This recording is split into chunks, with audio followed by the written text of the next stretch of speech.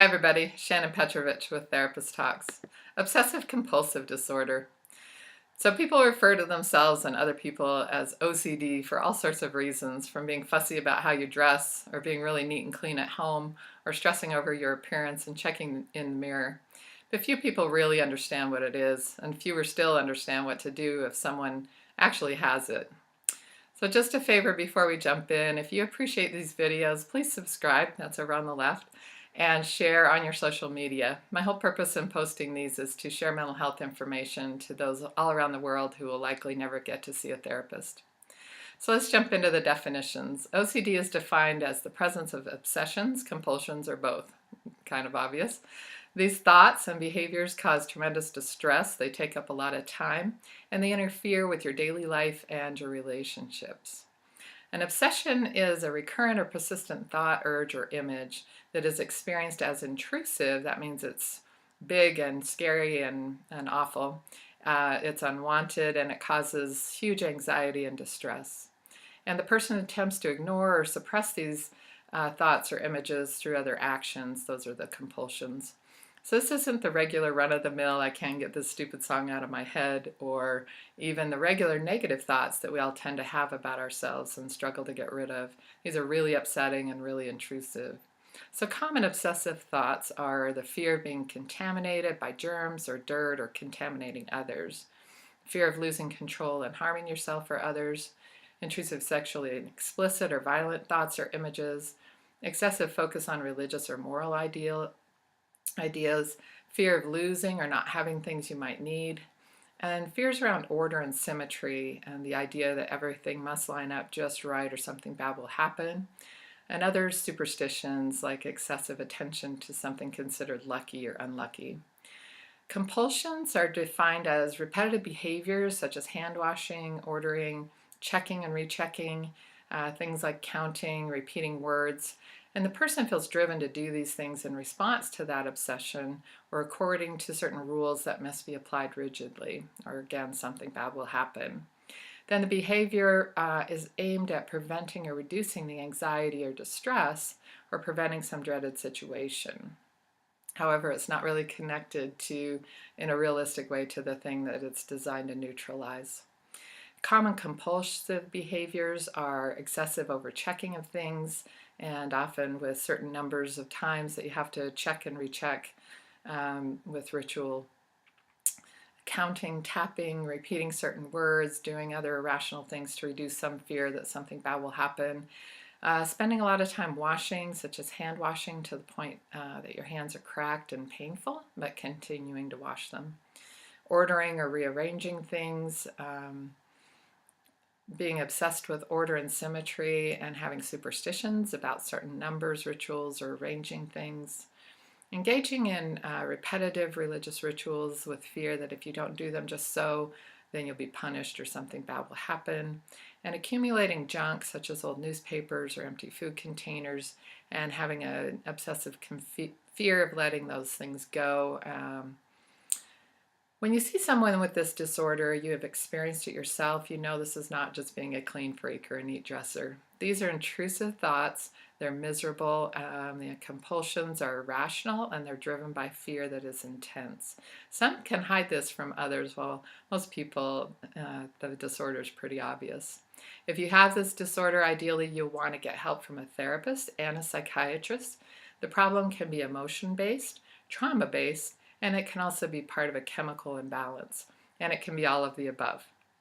In addition to professional help, you absolutely need to learn and practice new coping strategies. So the coping strategy number 1, challenge the obsessive thoughts and beliefs.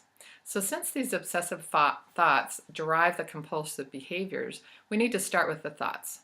So everyone has troubling thoughts or worries from time to time, but obsessive compulsive disorder causes that thought to get stuck and play over and over again in your head.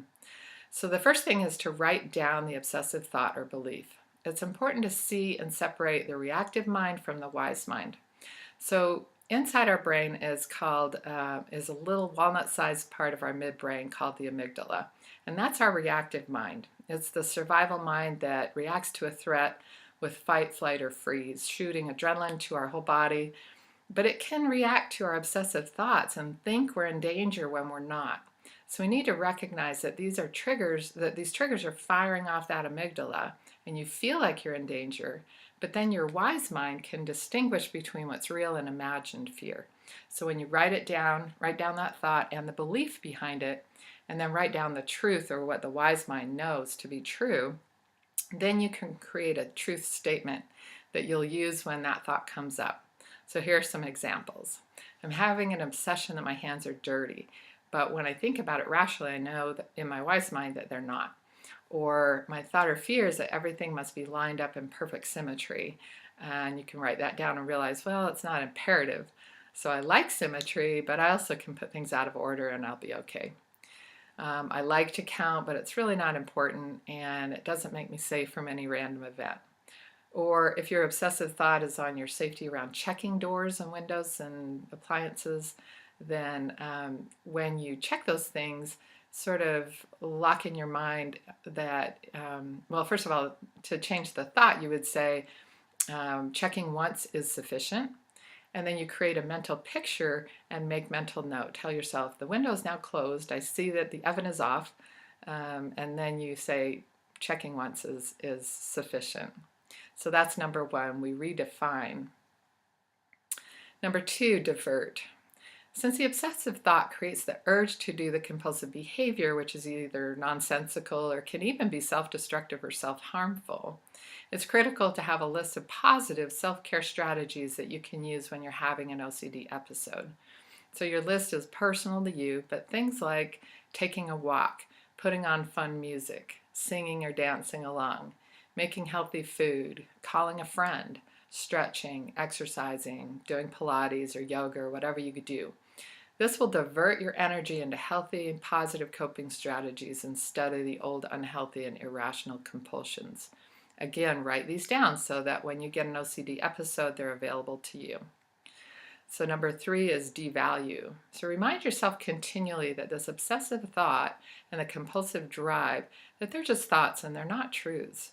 The compulsions are not helpful and they're not critical to your safety, they're just compulsions. You don't need to give them any more value or attention than that. The more we pay attention to them, the more power we give them. And the less we give, the more we take back our power. This is really critical. Remember, this is the amygdala firing off, but you have a wise mind, so use it. So redefine, divert your attention into healthier activities, and devalue the OCD thoughts and behavior.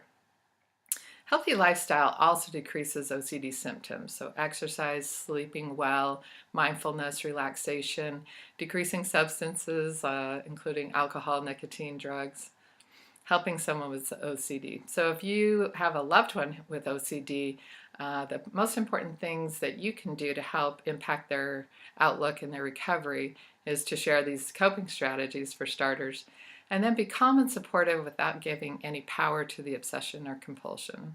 Be as kind and patient as you can be. Each person needs to overcome their problems at their own pace. Praise every successful attempt to learn and practice new strategies, and focus attention on the positive aspects of the person's life. Don't play along with your loved one's rituals, that's bad. Support the person, but not their rituals. Keep communication positive and clear, and don't let OCD take over your family life.